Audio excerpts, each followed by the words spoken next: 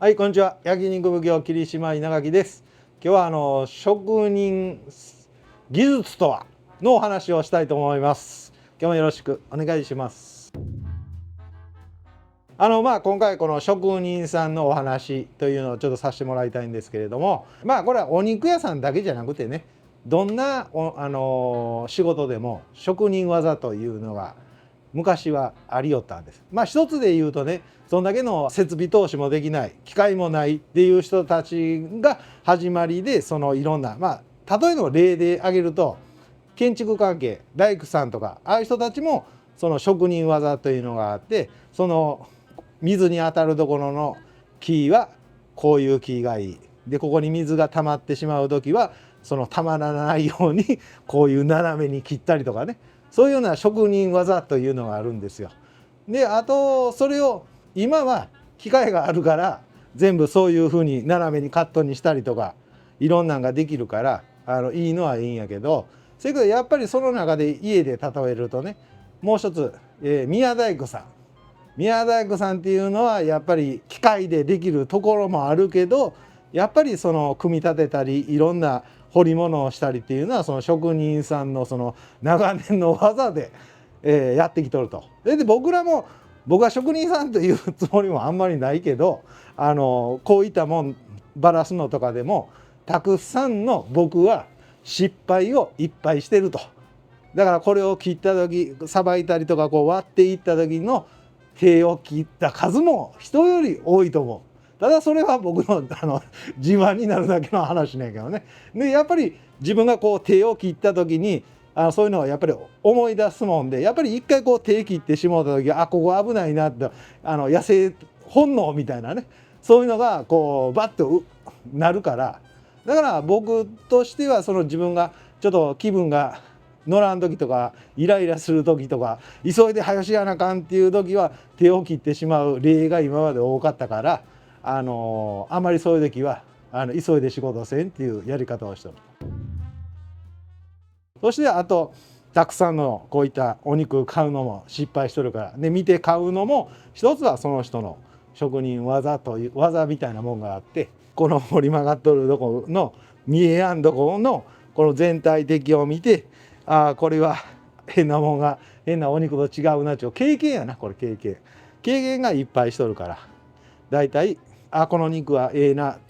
この肉の真空がきちっとなっとんでこれええやつやろなと、もう大体こう触らんでもなんとなくその自分の今までの経験でパッと見てパッと買うというやり方が多いから僕は。アルバイトの子とかいろんな子を見ていく中で、オープンした時のアルバイトの子たちと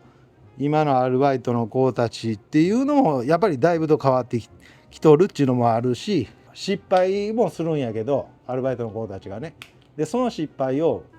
なんていうの、すぐ捨ててしまう子が結構多いなと僕すごく今感じる。極端に言ったらチヂミを焼いとって失敗して焦げてしまうたらポイッとほったるっていう子が今多いかな。別にその失敗したことに関して僕別に何も怒るつもりもないんやけど、捨てることに関して怒る僕はな、すごく。だってみんなで後で仕事終わってからそんな黒焦げのやつ食べることもできるしなあ、食べれやんことはないし、でその失敗したことによってもう次から失敗すんなよっていうことをもう言えるし、僕らのとかもう何でもこの肉をばらす時とかこういうスライサーで肉を切ったお肉の後ろに肉くずがようけできて、そのくずとかでも捨てやんようになるべく何かに使えるように工夫したりで、そのお肉をスライサーで切っていく中でなぜこんだけ肉くずができるのかっていうその工夫をいろいろ僕らも考えてやってきたんやけど、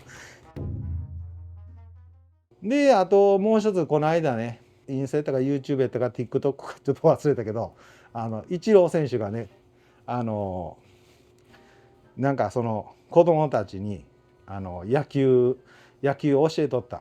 でそのイチロー選手がその野球の子供たちに僕のようにはなれやんっていう言い方をしとった。うわすごいこと言うなと思って聞いとったら、環境が違うから僕と同じようにはなりませんって言うとったから、それはすごい僕らから聞いたらああすごいええ言葉やなと思うから、それけど今から野球していく子たちに比べたら何を言うねこの人と思われとったかもわからんけど、でも言葉には僕すごい深い意味があるなと思ってね。大学野球とかあんなんとかしとるとやっぱりこの外ですると光があるからこうちゃんとサングラスはめたりとかね、いろんなそれにこういうのにはこういうような道具がいるっていうのが今も何でもあるから、僕らの時は僕ら少年野球とかしとった時もあったけど、そんな僕は上手じゃなかったけどさそんなもんなかったもんな。それが今はそういうふうなのがあるから、だからそういうふうに何でも揃ったお肉もそうやな、何でも揃っとるもんで肉切るのと何もない中からお肉を切るのではやっぱり違うし、新しく、その昔のやり方をやろうともせんと思う。せやけど結局はもんがだんだんできてきて、でやっぱりこの中で不具合っちゅうのが出てくるから、そうするとまた振り出しに戻ってくる時代が僕は来るんちゃうかなって僕はなんとなく思う。僕バス釣りが好きで、今の時代のそのラインやったりルアーやったり竿やったりリールやったりやつがとか魚探とか僕も今全然してないけど、たまにパッて見るとすごいのが今できとって、その魚探とかでも魚が全部見える。で自分がこう池にとかそういうとこでルアーを投げたらその糸にこう魚が寄って全部どこを流ってるって、そういう魚探があって、これ魚釣りとちゃうなって思う点もあるんやけれども、昔に流行ったルアーとかが今また昔ってかなり昔ねに流行ったルアーとかが今また流行りだしたとか見ると、やっぱりこうやってぐるぐる振り出しに戻るんやなっていうのはなんとなく思うから、この職人技とかこのバランのさばき方、もものさばき方、肩ロースっていうのはまた基本にみんな戻ってくるん違うかなって僕はなんとなく思う。やっぱりそういうのを覚えていった方のが、機械がもし壊れたと言うた時だともうそのお店やったり仕事っていうのは仕事が進まんから、覚えていった方のが今後僕はええんちゃうかな。でもそこに行き着くまではたくさんの失敗もするけど、失敗っていうのはやっぱり自分にとっての宝じゃない、宝みたいなもんやな。でそんなんしていくと僕はええかな。面倒くさいでこんなんさばくの家や面倒くさいわじゃなくて、僕はやってった方がええんちゃうかな。でだんだん分かってくるとその全ての、お肉の見方、買い方、値段の付け方っていうのが全部分かってくるから。早く仕事したいなと思ってる時はやっぱり手切ったりするし、で今日はお店もそうやな、今日は人はおらんで早打ち仕込みしやなあかんっていう時に限って、上手に失敗したりする場合も多いで、失敗しやんどこうとするんであればこのバラを自分のお金で買うたら絶対自分は失敗せんと思う。人の金やで店のやつやでどうでもええわと思うやり方と、自分で買って自分が失敗せんとこうとする買い方とかやったらやっぱり全然考え方は違うと思う。なぜ僕がこういうやり方をするかというのは、一つはあまり肉をゴロゴロ動かすと自分が疲れてくるんでしやんっていうだけのこと。だからこれしとんでついでにこれもしてしまおうというやり方かな、僕のやり方としては。どうしようもない商品っていうのもあるんちの。国産のそういう和牛やそういうのはあんまりないけどさ、輸入物とかやとさ割にそういうのよけあるんちの。で僕は前仕事しとったとことかやとそうやって輸入物とかいろんなもん使っていろんなもん作っとったから、で安いもんはやっぱり手間暇かかる。でそういうようなもので上手に前の会社の時はねそういうような仕事をしとったから、社長にもよう言われよったけどプロの仕事をよくしなさいってよう言われよった。誰でもできることは誰でもできるっつって、お前しかできやんような仕事をしなさいとかな。自分ができるマックスの仕事が、これが100やったとするやんか。おらん時はその残業とかでも波の残業と違ったからこれぐらいまで限界に仕事をさせられた。これぐらいになそれけどこれがあったから今こっからここまでのこれが100やったとしたらこれが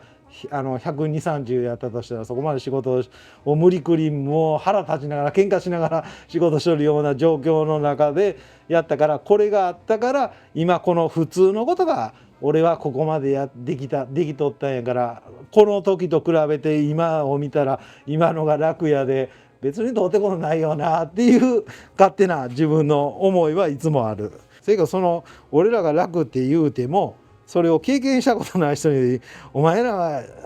俺らの時よりはお前らのが楽なんや」って言うたとしてもその若い子には通用せんと思う。そんなん知らんがや俺らそんな仕事したことないがやって言われて終わりやわな。これで OK。